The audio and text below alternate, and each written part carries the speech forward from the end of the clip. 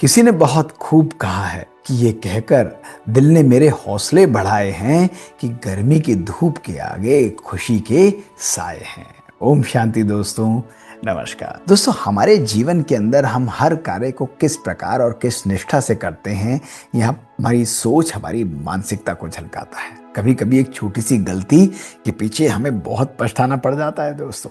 ऐसी एक मजेदार कहानी आज आपके पास लेकर आया हूं जो आपकी सोच को बदल कर रख देगी दोस्तों। और इस कहानी का शीर्षक भी बहुत मजेदार है, एक आखिरी मकान। दोस्तों, 40 साल से एक कारपेंटर बहुत सुंदर सुंदर मकान बनाता था अपने मालिक के लिए। बहुत निष्ठा से और प्यार से काम करता था, अनेक अनेक प्रकार की सुंदर चीजें लगाता, उनके अंदर एक्सपेरिमेंट्स करता। लेकिन अब वो बूढ़ा हो चुका था दोस्तों। उसका मालिक जो है उसका बहुत ख्याल रखता था और उससे बहुत खुश रहता था।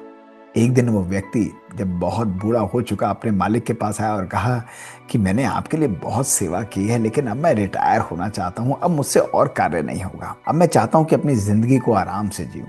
तो उसके मालिक ने मुस्कुराते हुए उसे कहा कि भाई देखो, मैं तुम्हारी बात से पूरा सहमत हूँ। बस अब एक बारी, एक आखिरी मकान में भी मेरी मदद कर दो। ये मकान बहुत इंपॉर्टेंट है, बहुत कीमती है।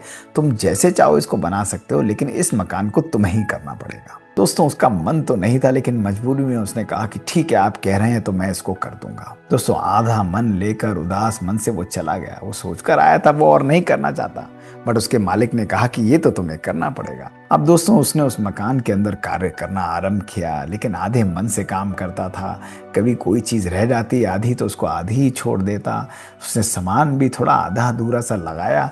उसका पूरे दिन मन इधर से उधर चलता रहता था। मन उलझन में रहता था कि अब मेरा और मन नहीं है। ऐसे करते करते उसने कुछ महीनों बाद उस मकान को पूरा बना दिया दोस्तों।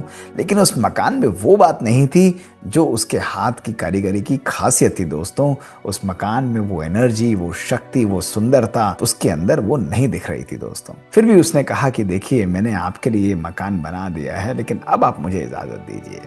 दोस्तों, उसके मालिक ने उसे बड़े प्यार से गले लगाया, उसे कुछ सामान दिया और दुआएं देते हुए उसे कहा कि तुमने मेरे लिए जीवन भर सेवा की है और तुम नहीं जानते हो कि ये आखिरी मकान तो असल में मैंने तुम्हारे लिए ही बनाया था। ये लो, आज इसकी चाबी मैं तुम्हें देता हूँ। ये आखिरी मकान तुम्हारा द्वारा ही निर्मित तुम्हारे स्वयं के लिए है। दोस्तों, जैसे ही उसने चाबी ली, उसके मन में हजारों प्रश्नों का, हजारों बातों का तूफान बह गया दोस्तों। उसने सोचा, अरे बाप रे, ये मुझे पता होता कि आखिरी मकान मेरे लिए है तो इसमें मैं बेस्ट से बेस्ट जैसे पहले लगाता था वैसे चीजें लगाता। इस आखिरी मकान में ही मैंने सबसे ज्यादा अपने जीवन के अंदर रोते धोते बनाया। अपनी शक्ति, अपनी टैलेंट को प्रॉपर तरीके से नहीं दिखाया, आधी अधूरी सी चीजें लगाई और आज यही बात जो है ये मेरे ऊपर आकर पड़ी। ये सारा मकान जो है मुझे पता होता मेरे पास आना है तो मैं तो बेस्ट काम करता। अब दोस्तों, उदास मन से, भारी मन से उसने उस चाबी को लिया और लेकर चल दिया। लेकिन कहीं ना कहीं अपने आप को ही मन में वो कोस रहा था कि भाई मुझे ऐसा नहीं करना चाहिए था। दोस्तों, कभी कभी हमारे जीवन में भी ऐसा होता है।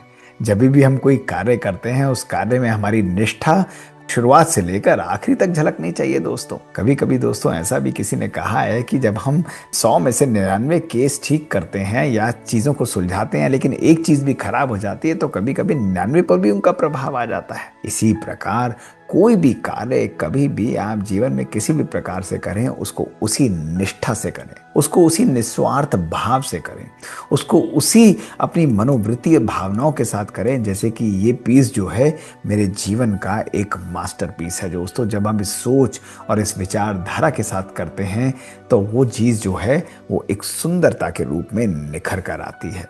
दोस्तों, कभी भी अपने जीवन में हताश मत होइएगा। हो सकता है जिस चीज को आप अपने जीवन का आखिरी कार्य या आखिरी बात समझ रहे हो, वो चीज आप ही के लिए एक वरदान के रूप में साबित हो जाए।